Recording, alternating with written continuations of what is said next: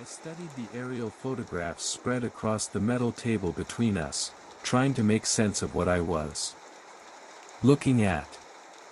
The island appeared unremarkable, maybe 8 miles long, 3 wide, with the typical white sand beaches you'd expect in the Pacific Ocean.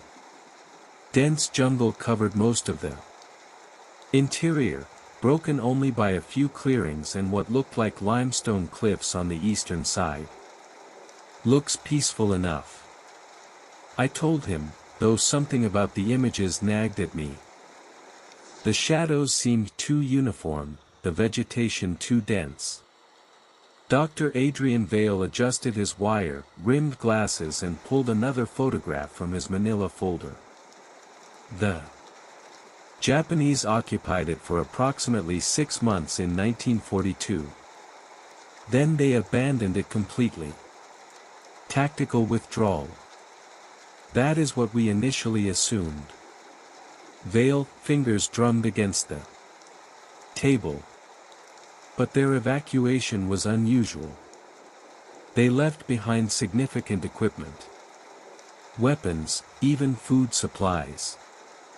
Our intelligence suggests they were conducting some excavation operation. I leaned in, examining the second photograph. This one showed what appeared to be cave entrances carved into the cliff face, too regular to be natural formations. What were they digging for? That is what you're going to find out. Vale produced a third image. This one taken from a lower altitude. I could make out tool marks around the cavern mouths, evidence of extensive work.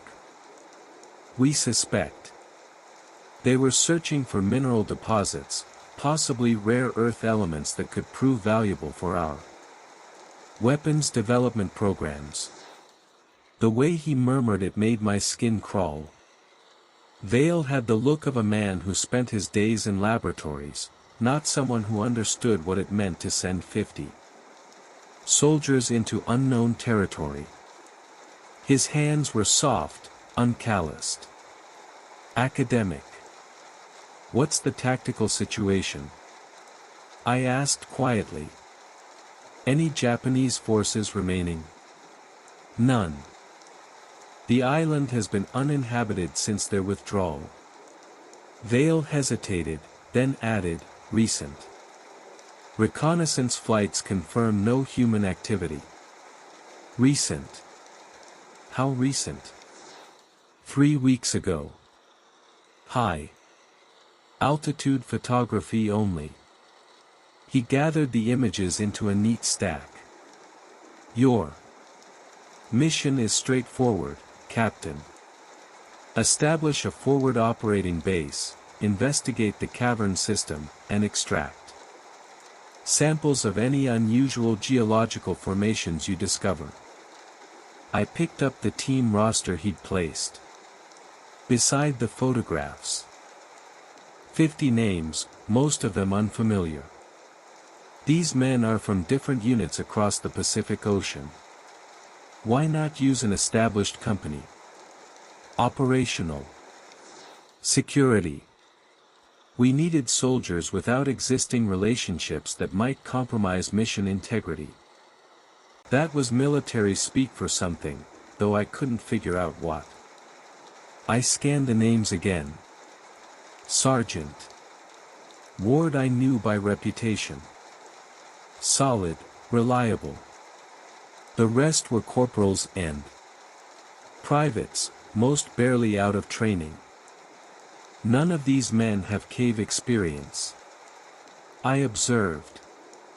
The geological survey team will provide technical expertise. Vale opened another folder. Dr. Rowan Price will accompany your unit as scientific advisor. Where is Dr. Price? Shouldn't he be part of this briefing? Vale, jaw tightened almost imperceptibly. Dr. Price is finalizing his preparations. You'll meet him before departure. I sat down the roster and looked directly at Vale. He immediately shifted his gaze to the photographs, pretending to organize them. "Doctor, what aren't you telling me?" "I'm not sure what you mean." "The Japanese don't abandon strategic positions without good reason. They certainly don't leave behind equipment and supplies unless something forced them out." I tapped the cavern photograph. "What exactly did they find in there?" Vale removed his glasses and cleaned them with deliberate precision. "Intelligence. Reports suggest they encountered structural instabilities, cave-ins, possibly flooding during monsoon season." "That's speculation. It's the most logical explanation." He set his glasses back on and finally met my eyes. "Captain, your orders are to investigate and report, not to theorize about Japanese motivations from 1942. I studied his face, noting the slight tremor in his hands as he closed the folders. Adrian Vale was nervous about something, and it wasn't cave-ins. "What about wildlife?" I asked quietly, remembering something from the photographs. "The images show no animal activity, no birds, no movement in the vegetation. Previous reconnaissance noted the absence of larger fauna. We attribute this to Japanese hunting activities during their occupation. Hunting activities that eliminated every bird on an 8M island." Vale stood abruptly gathering his materials. "Captain, you have your orders. Departure is scheduled for 0600 tomorrow. The destroyer USS Resolute will transport your unit to Orpheus Atoll." I remained seated, examining the man across from me. "How long has this island been on our radar, Doctor?" "That's classified above your clearance level. But you've been planning this mission for months." Vale paused at the door. "The Pacific Ocean Theater generates numerous intelligence priorities. This is one of them. And the radio silence. Requirement standard protocol for sensitive operations."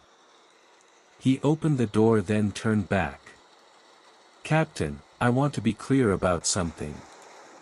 This mission has the highest priority designation. Any deviation from orders, any unauthorized communication, will result in immediate court-martial." The threat hung in the air between us. I'd been given difficult assignments before, but never with this level of secrecy attached.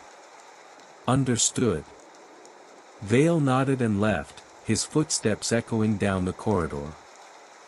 I sat alone in the windowless room, staring at the closed folders he'd left behind. The top one contained our transportation schedules and supply manifests. Standard military logistics. I opened it. Anyway, the supply list included enough ammunition for a small war, medical supplies for major casualties and equipment I didn't recognize, some geological sampling gear, radiation detection equipment, and something listed only as containment materials. Containment for what? I flipped through the pages looking for Dr. Price's credentials or background information. Nothing. The man who was supposed to provide technical expertise didn't exist in any of the documentation. The transportation manifest showed the USS Resolute would remain stationed 15 miles offshore during our mission. Close enough for emergency evacuation, far enough to avoid whatever we might encounter. I closed the folder and left the briefing room, my mind racing. In the corridor, I passed two military police officers who nodded respectfully but watched me carefully. Standard security, or were they making sure I didn't ask too many questions? Back in my quarters, I spread the team roster across my desk and began memorizing names and service records. Sergeant Elias Ward, 12 years of service, decorated for action in the Philippines. Reliable Corporals Tran. Rains, and 3 others with solid records, but no specialized training. The privates were mostly green, recent. Graduates from basic training, 50 men to investigate a cavern system on an abandoned island. Either this was the most overstaffed geological survey in military history, or we were walking into something that required serious firepower. I pulled out a map of the Pacific Ocean and located our destination. The island sat in the middle of nowhere, hundreds of miles from the nearest shipping lanes. If the Japanese had been mining rare minerals there, they'd chosen the most isolated location possible. Or maybe isolation had been the point. I spent the next hour reviewing everything Vale had told me, looking for inconsistencies. The timeline bothered me most. If the Japanese had abandoned Orpheus Atoll in 1942, why wait until now to investigate? We'd controlled these waters for over a year, unless something had changed recently, something that made Orpheus Atoll suddenly important. I locked the files in my foot locker and tried to sleep, but Vale, nervous energy kept replaying in my mind. The man was hiding something significant. And tomorrow, I'd be leading 50 soldiers into whatever he didn't want to discuss. At 500, I gave up on sleep and began preparing my gear. Standard combat load. Plus extra ammunition and medical supplies. If Dr. Price existed, I'd meet him at the dock. If not, we'd be conducting this geological survey without scientific expertise. Either way, I had a feeling we were walking into something that had nothing to do with mineral deposits. The morning air carried the reek of salt and diesel fuel as I made my way to the harbor. The USS Resolute sat at anchor, her crew already preparing for departure. 50 soldiers waited on the dock with their equipment, most of them looking eager for their first real mission.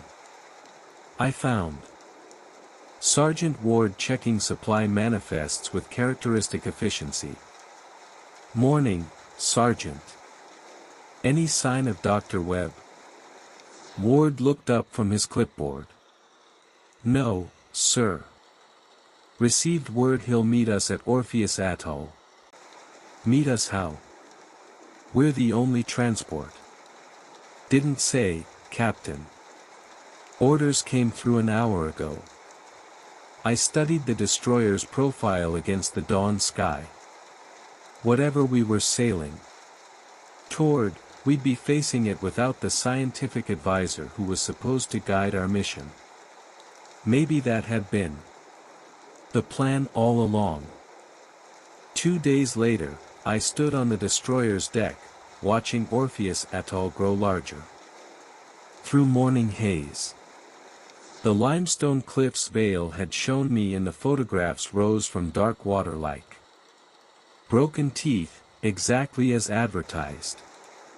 What the photographs hadn't captured was how the jungle seemed to press against the shoreline.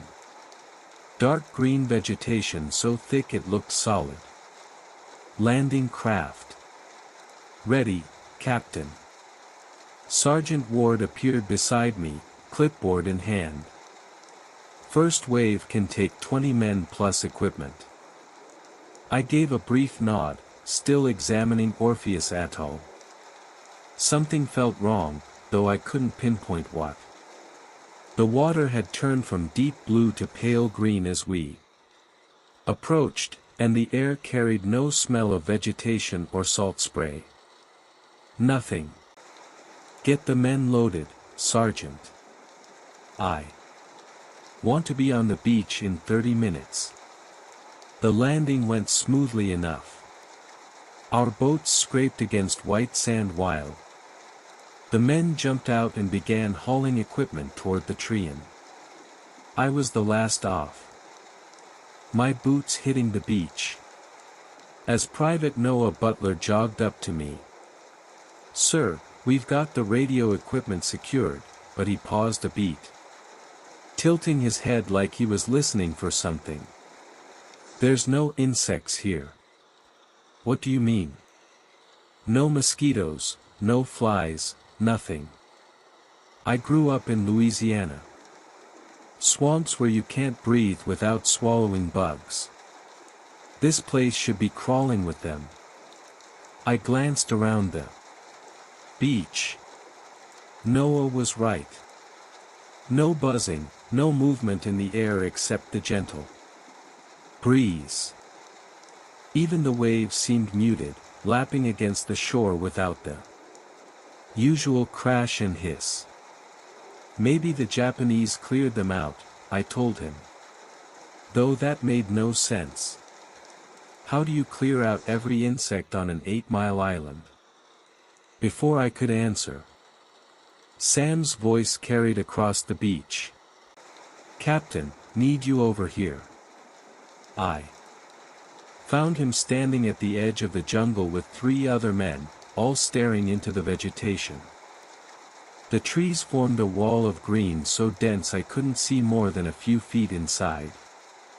Map said there should be a trail here. Ward said, consulting his compass. Japanese supply route from the beach to their main camp.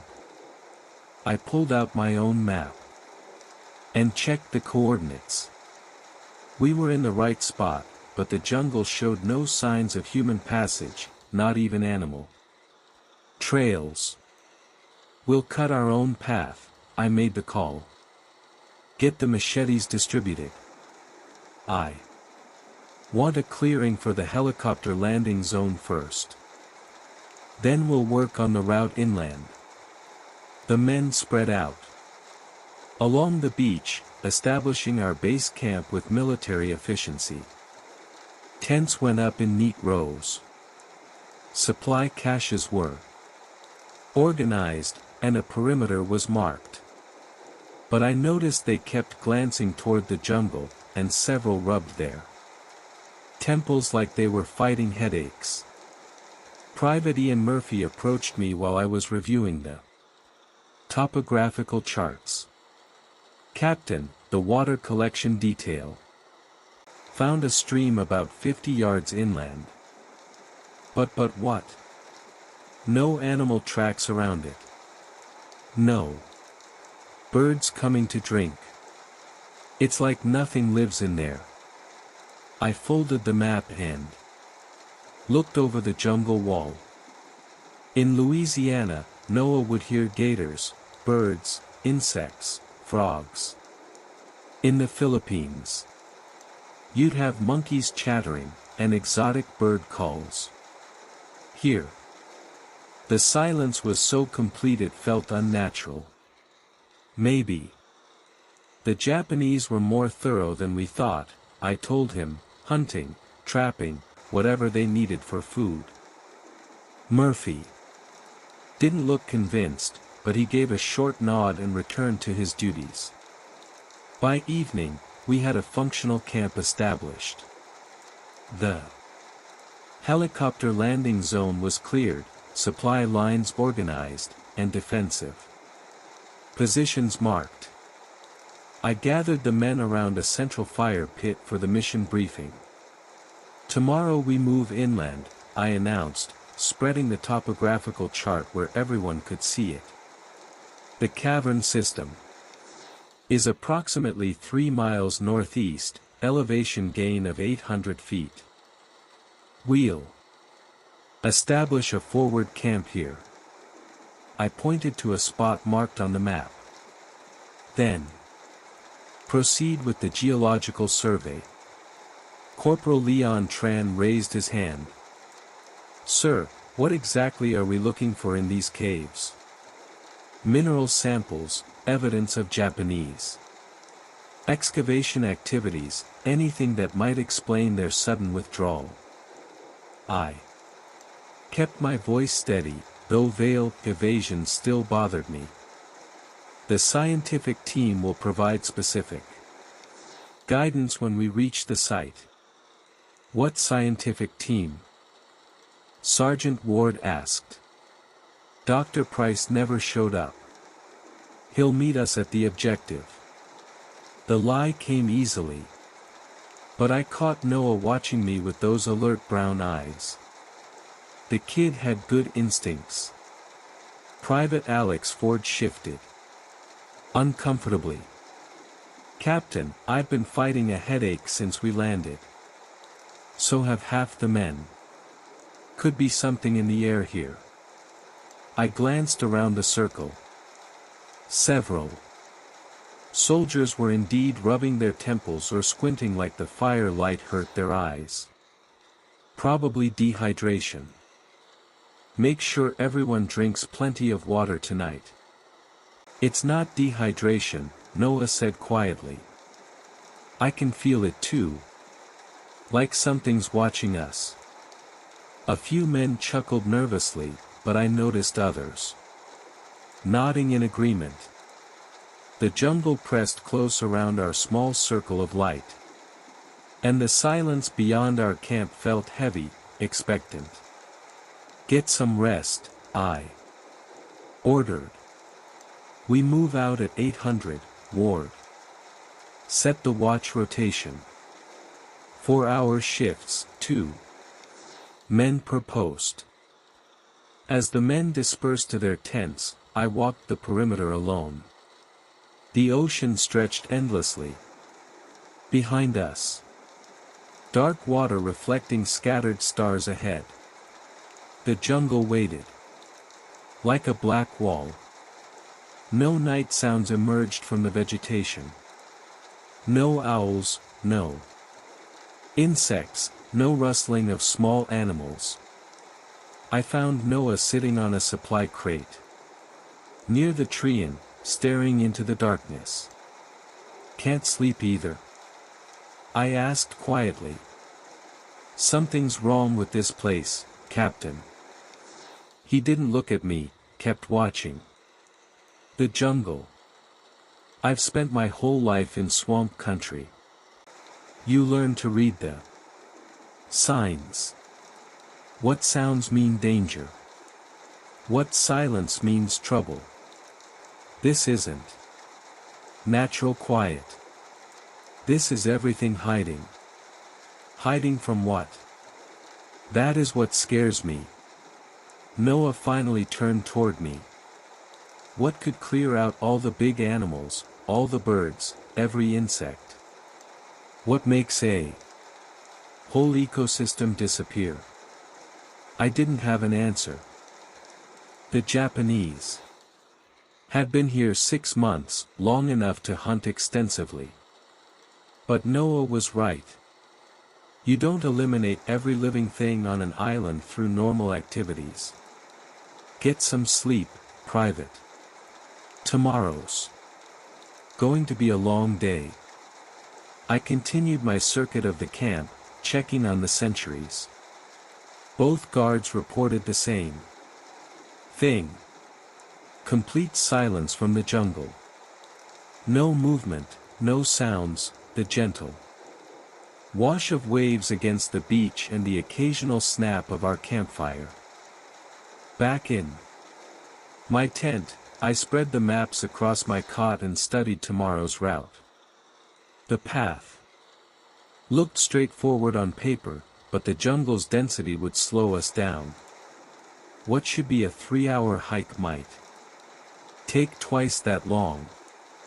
I pulled out the sealed orders Vale had given me, breaking the wax seal for the first time. Inside were detailed geological survey instructions, sample collection procedures, and radio protocols. Nothing about Webb, nothing about what the Japanese had actually been doing here? But at the bottom, in small print, was a single line that made my stomach tighten. Authorization for immediate extraction if anomalous conditions encountered. Anomalous conditions, not enemy contact, not equipment failure, not weather. Delays, something else entirely. I folded the orders and tried to sleep. But Noah's words kept echoing in my mind. What makes a whole ecosystem disappear? And why did Vale need 50 soldiers to investigate mineral deposits? Outside my tent, Orpheus Atoll waited in perfect, unnatural silence. The machete felt heavier with each swing. I'd been hacking through vines for 3 hours straight, and my arms burned with the effort. Behind me, 50 men struggled through vegetation so thick it seemed designed to keep people out. Captain Ward appeared at my shoulder, sweat streaming down his face. Ford's in trouble. I glanced back down the column. Private Alex Ford sat on a fallen log, his face bright red and his chest heaving. The kid had been struggling since hour 3, but he'd kept pushing without complaint until now. 10-minute break, I called out. Water and salt tablets. The men dropped their packs gratefully. I made my way back to Ford, who was trying to stand when he saw me coming. I'm fine, sir. Need a minute. Stay down. I knelt beside him and checked his pulse. Too fast, too weak. When did you last drink water? Hour ago, maybe 2. His hands were shaking slightly as he organized his gear. The pack's heavy, and I didn't want to slow anyone down. Ward, get him a full canteen and 2 salt tablets. I studied Ford's flushed face. Heat. Exhaustion, maybe worse. You're staying with the rear guard from now on. No arguments. Ford nodded, too tired to protest. Around us, the other men were discovering what Noah had noticed on the beach. No insects meant no buzzing, but it also meant an unnatural quiet. That made every sound we made seem too loud. This jungle's wrong, Corporal Joseph. Tran said, examining a tree trunk. Look at these scratches. I moved over to see what he'd found. Deep gouges ran down the bark in parallel lines. Too regular to be natural. Too large for any animal I knew. Could be from Japanese equipment, I told him, though the marks looked older than that. Maybe. Joseph didn't sound convinced. But what equipment leaves claw marks? I checked my compass and the topographical map. We'd covered maybe 2 miles in 3 hours, half our expected pace. The jungle was fighting us every step, and the men were wearing down faster than they should. Pack it up, I ordered. We've got another mile to go. The next hour was worse. The massive trunks we'd been fighting through gave way to smaller trees, but the undergrowth was denser.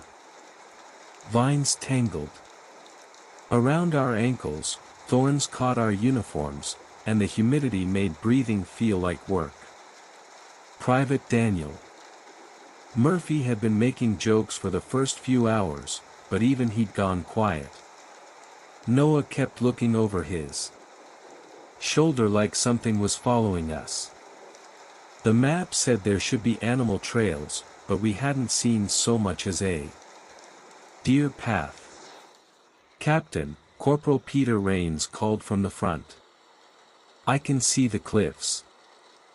I pushed through the last wall of vegetation and found myself looking up at limestone formations that rose 200 feet above us. The photograph's veil had shown me hadn't captured the scale. These weren't hills. They were walls of rock that blocked out half the sky. There. Noah pointed to our left. That's got to be it. The cave entrance was exactly where the map said it would be, but seeing it in person made my stomach tighten. A dark mouth in the rock large enough to drive a truck through with no light visible beyond the opening. Jesus, Murphy whispered. How deep does that thing go? I consulted the geological survey notes Vale had provided. The cavern system extended at least half a mile into the mountain with multiple chambers and connecting passages. The Japanese had been working in there for weeks. Establish camp here, I made the call, pointing to a relatively flat area 50 yards from the entrance.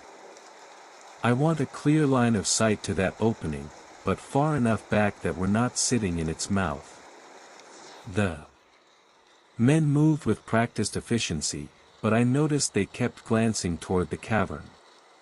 The temperature had dropped 15 degrees since we'd reached the cliffs, and the air carried a smell I couldn't identify. Not decay, but something organic and old. While the camp took shape around me, I studied the cavern entrance more carefully. The opening was natural. Limestone, but I could see tool marks around the edges where the Japanese had widened it. Piles of broken rock suggested they'd done significant excavation work. Sir. Noah appeared beside me, his voice unusually quiet. Permission to speak freely. Go ahead. That cave feels wrong. Like the jungle but worse. He was staring at the dark opening. I can't explain it, but every instinct I have is telling me not to go in there. I glanced over the kid's face. Noah had grown up in Louisiana swamps, places where reading the environment could mean the difference between life and death. If his instincts were screaming warnings, I should listen. But orders were orders. Get your gear ready, I told him. You're coming with me, sir. I need 7 men for the reconnaissance team. You volunteered first. I turned to address the rest of the unit. Tran, Murphy, Ford, Rains, Green, and Bradley. You're with us. The rest of you, secure the camp and maintain radio contact with the beach. Ward approached as I was checking my equipment. Captain, maybe we should wait until morning. Better visibility and the men could use the rest. The longer we wait, the more time we give whatever's in there to prepare for us. I strapped on my sidearm and grabbed a flashlight. Besides, we've got portable lighting. Darkness won't matter underground. That wasn't entirely true. Darkness always mattered, especially in unfamiliar territory. But something about this place made me want to get the reconnaissance done quickly. The sooner we completed our survey, the sooner we could leave.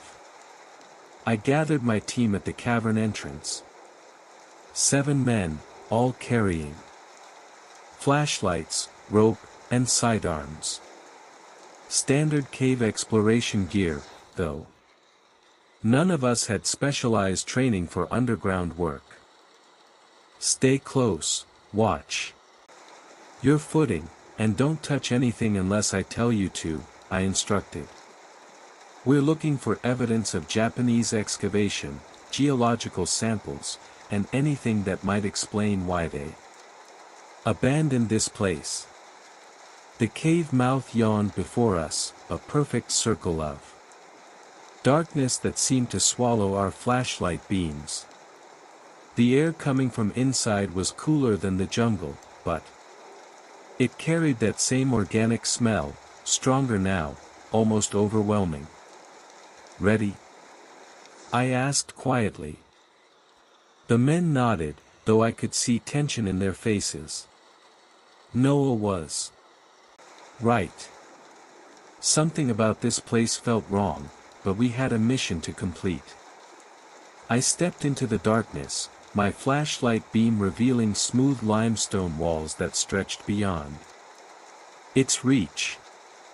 The others followed, their footsteps echoing in the vast space. The cave opened into a chamber so large our lights couldn't find the ceiling.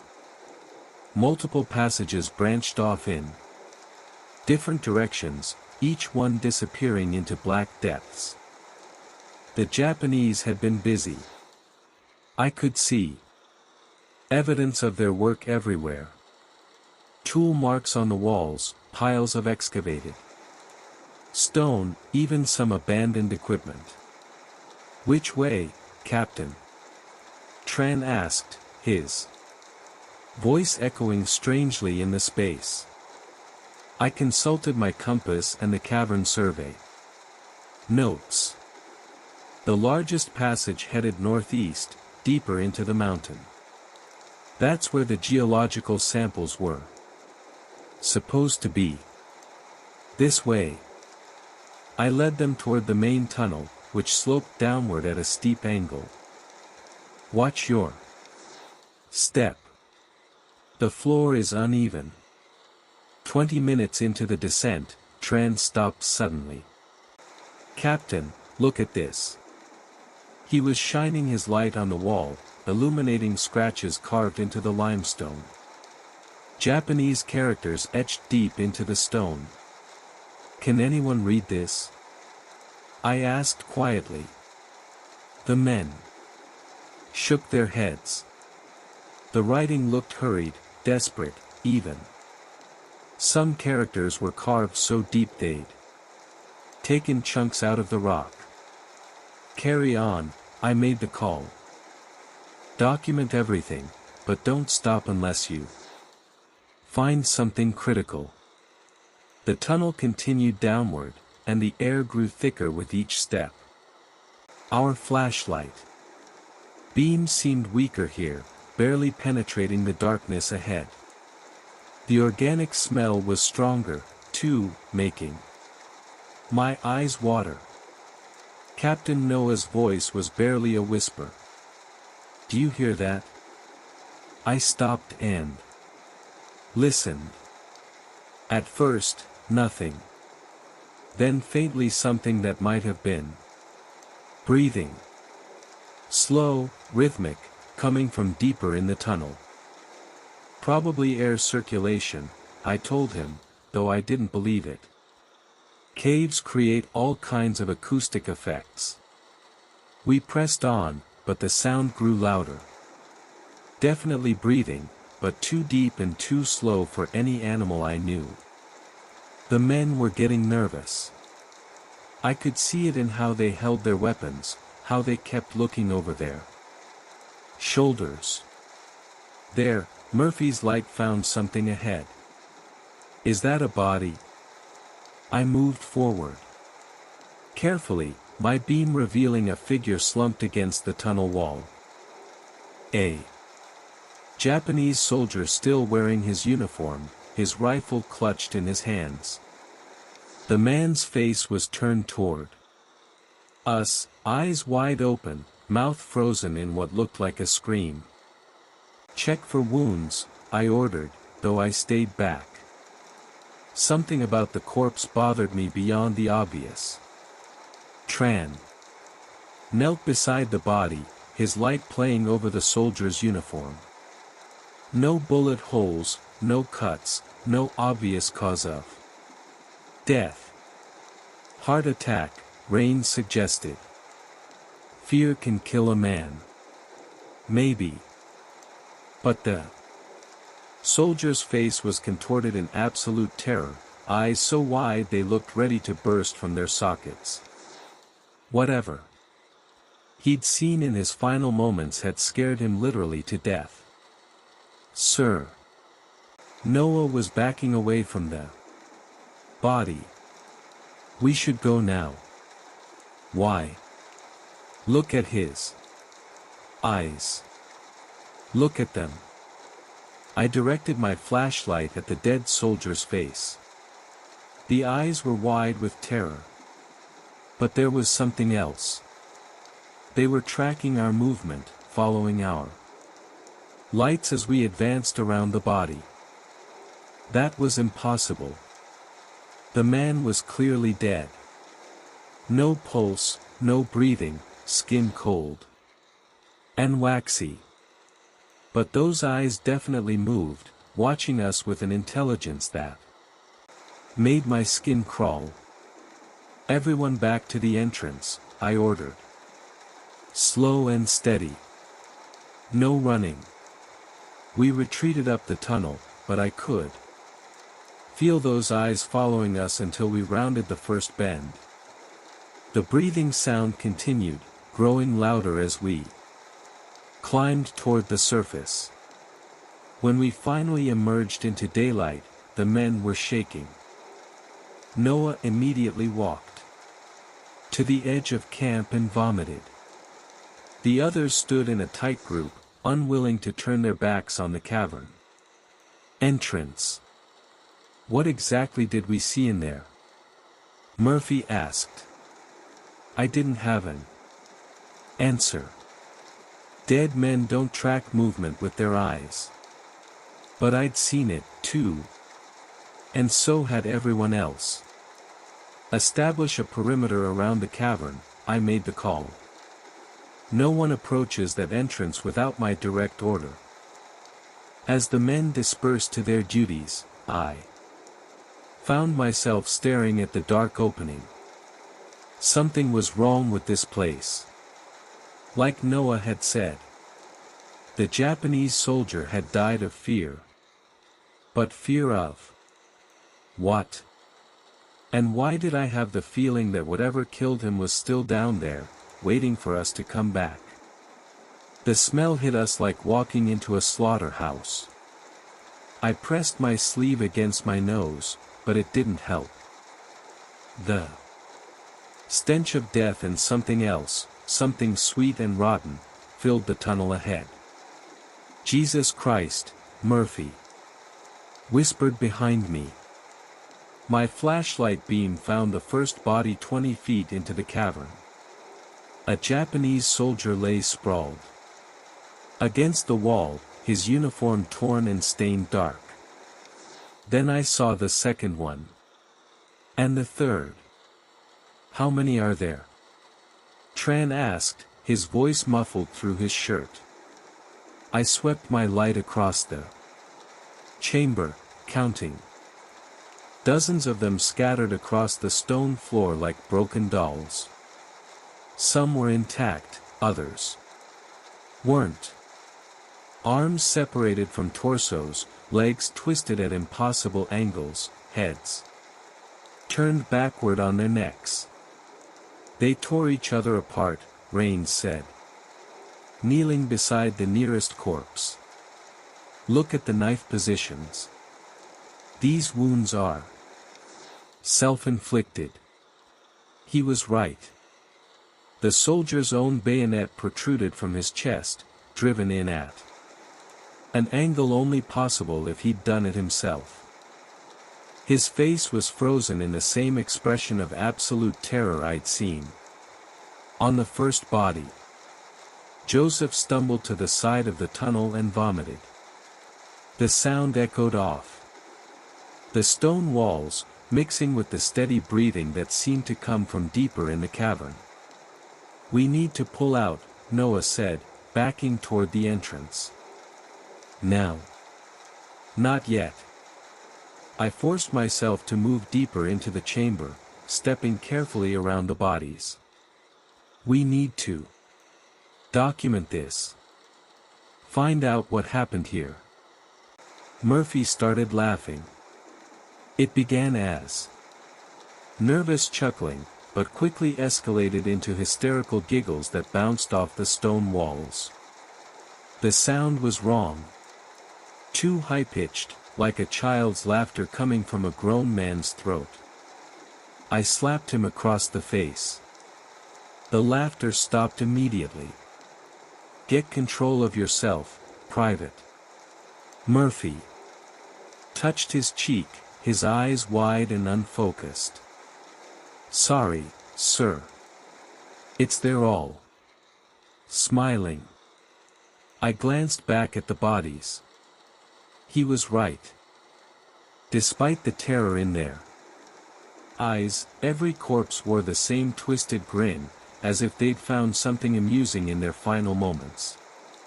Noah was praying under his breath, his words barely audible. Our Father who art in heaven, hallowed be thy name.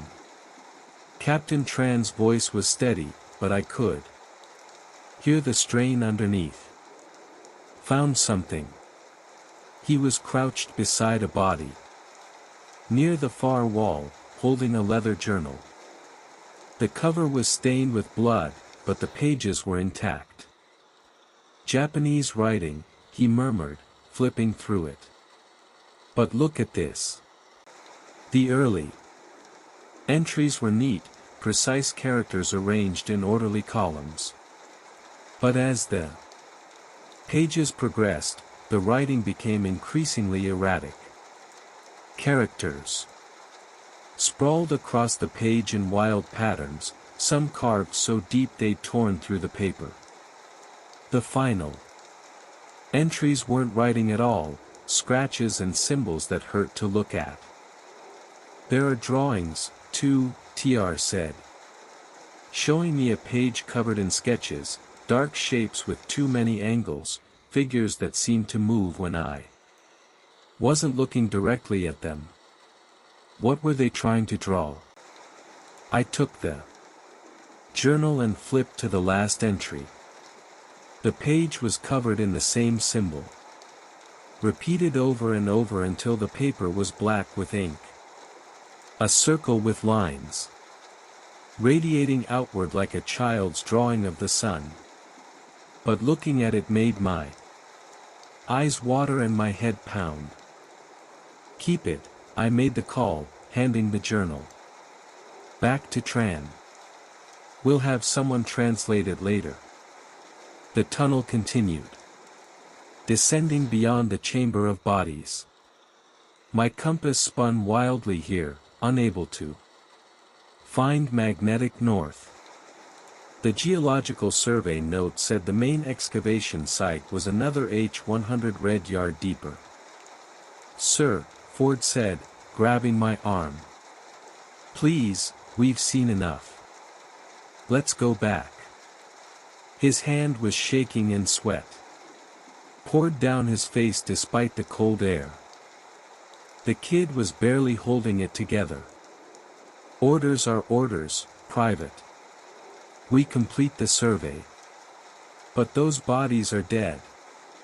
Whatever killed them is long gone. I pulled free from his grip. Stay close and keep your weapons ready. The tunnel narrowed as we descended, forcing us to walk single file. The beam from my flashlight seemed weaker here, barely penetrating the darkness ahead. I had to stop every few yards to let my eyes adjust, but the blackness always seemed to press back against our lights. The air's getting thicker, Rain said. Harder to breathe. He was right. Each breath felt like work, as if the atmosphere itself was fighting us. The organic smell was stronger, too, making my stomach turn. Almost there, I told him. Though I had no idea if that was true. The survey notes were useless down here. Distances that should have taken minutes were stretching into an hour of walking. Noah had stopped praying. He walked behind me in complete silence, but I could feel his tension like a live wire. Every few steps, he'd look over his shoulder as if something was following us. Captain Murphy's voice was different now, flat and emotionless. "Do you hear the singing?" I stopped and listened. Nothing except our breathing and the sound of our boots on stone. "There's no singing, Private. It's beautiful," he murmured, his eyes unfocused like my mother used to sing when I was sick. "Murphy, look at me." I grabbed his shoulders and forced him to meet my eyes. "There's no singing. Stay with us." He blinked several times, then nodded. But I caught him tilting his head again, listening to something the rest of us couldn't hear. The tunnel opened into a final chamber, and my flashlight beam died completely. Not dimmed, died. The darkness here was absolute, swallowing light like it was something physical. "Flashlights," I ordered. The men switched on their lights, but the beams barely penetrated 3 feet into the chamber. It was like trying to illuminate thick fog with a candle. "There," Noah whispered, "in the center." I followed his pointing finger and saw it. A massive formation of obsidian monolith 12 feet high and equally wide, sitting in the exact center of the chamber. It absorbed our flashlight beams completely, creating a void in the shape of something that shouldn't exist. "That's not on any geological survey." Trans said the rock seemed to pulse. Though I knew that was impossible. Stone didn't have a heartbeat, but I could swear I saw it expand and contract, breathing like a living thing. Noah stepped forward, drawn to it like metal to a magnet. "It's warm," he murmured, reaching out toward the surface. "Don't touch it." I lunged forward, but I was too late. Noah's palm made contact with the black stone, and he immediately collapsed, screaming. Not words, raw sound. The noise a man makes when something breaks inside him. Things crawling under my skin. He shrieked, clawing at his arms until blood ran down to his elbows. "Get them out. Get them out." I grabbed him under the arms and dragged him back from the rock. His body was convulsing, muscles spasming like he was being electrocuted. "We're withdrawing," I shouted. "Now." But Joseph and Daniel had started arguing, their voices echoing off the chamber walls. Something about who was supposed to carry the rope, escalating into accusations and threats that made no sense. I told him, "We're withdrawing." I had to shout over Noah's screaming in the argument behind me. The rock pulsed again, definitely pulsed, and I felt something brush against my mind. Not thoughts exactly, but a presence. Patient, hungry, waiting. I half carried Noah toward the tunnel entrance while the others stumbled behind me. Joseph was still arguing with Daniel about something that had happened years ago, their voices getting louder and more violent. "Move." I pushed them ahead of me into the tunnel. "Get out of this cave." The climb back to the surface felt like it took hours. Noah had stopped screaming, but now he was mumbling incoherently. Words in a language I didn't recognize. Joseph and Daniel kept stopping to argue and I had to physically push them forward. When we finally emerged into daylight, I wanted to collapse. The temperature difference hit me like a physical blow. I hadn't realized how cold it had gotten down there. Establish a perimeter, I ordered the men. Who'd stayed at camp? No one approaches that entrance. No one. Ward approached as I helped Noah to a supply crate.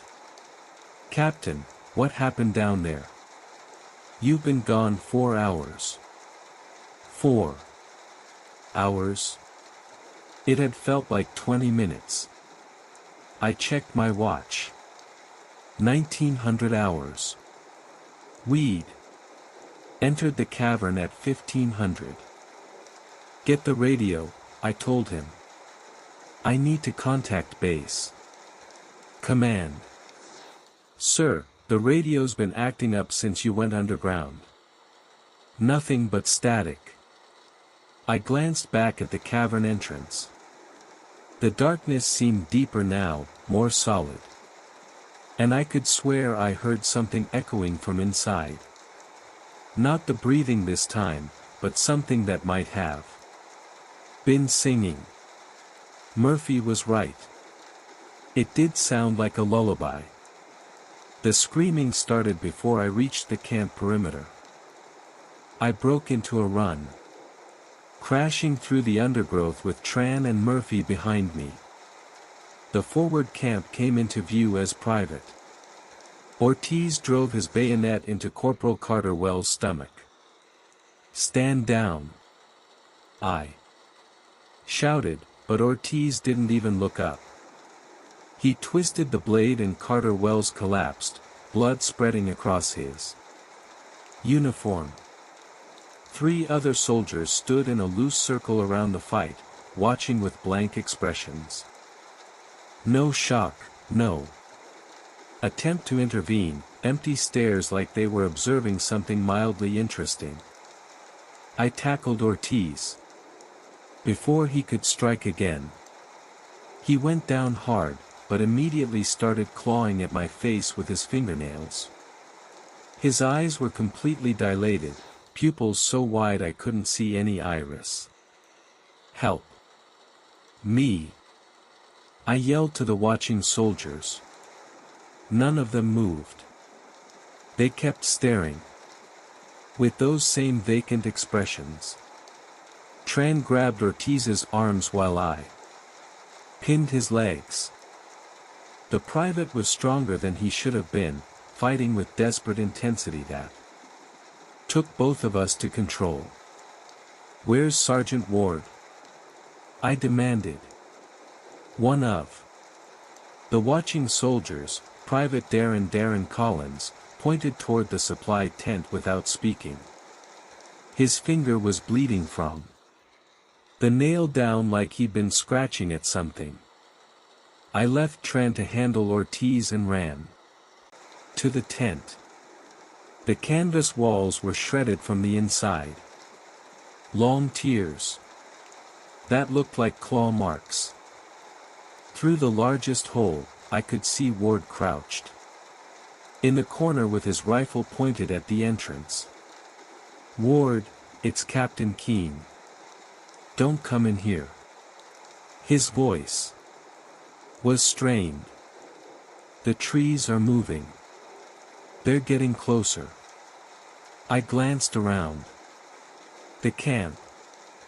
The jungle was exactly where it had been when we left. Nothing had moved.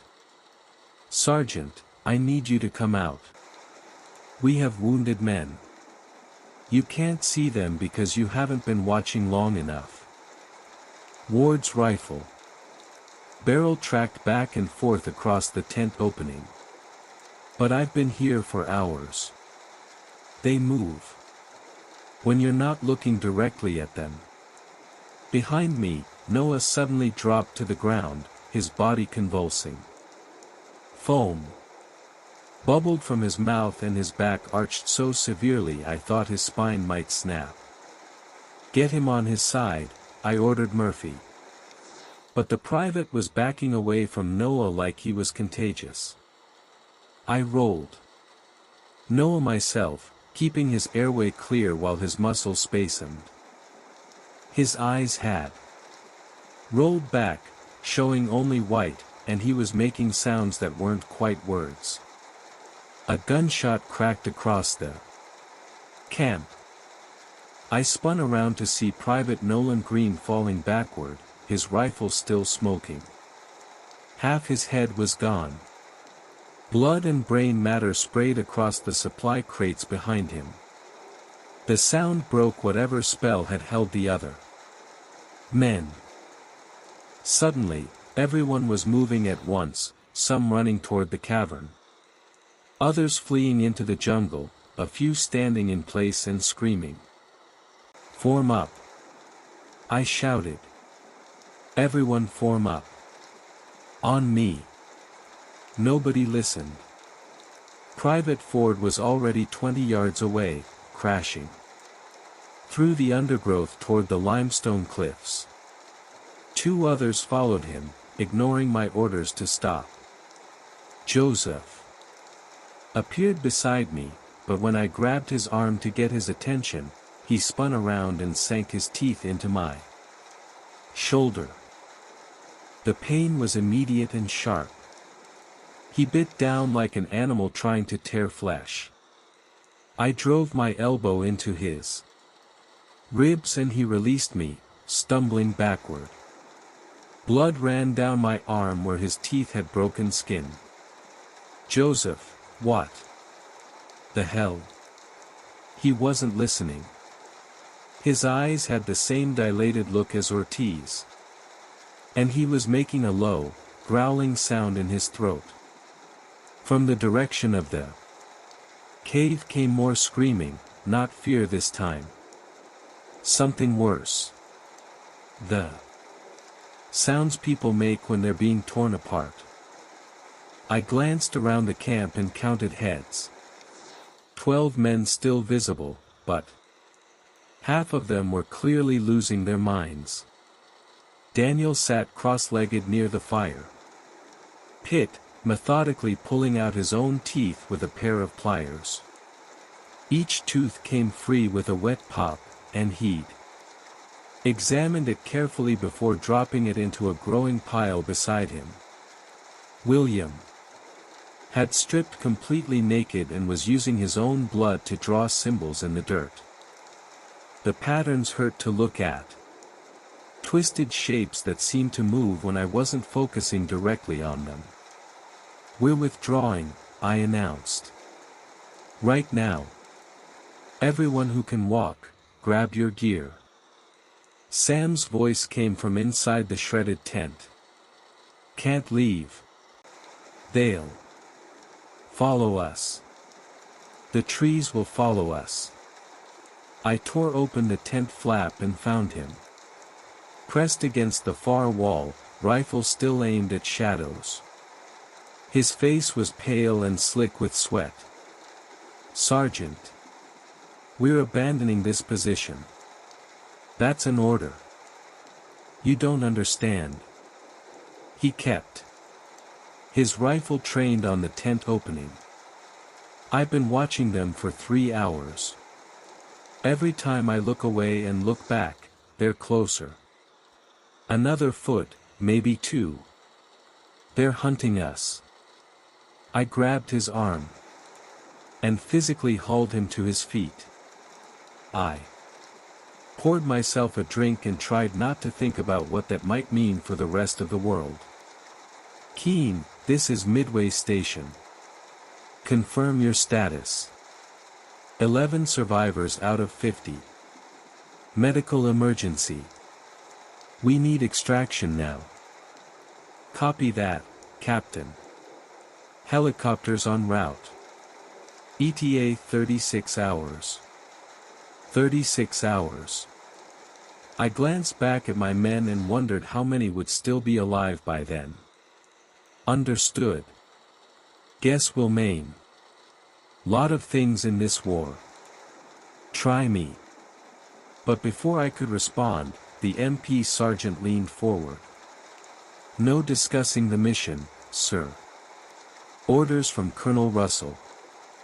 The rest of the flight passed in silence.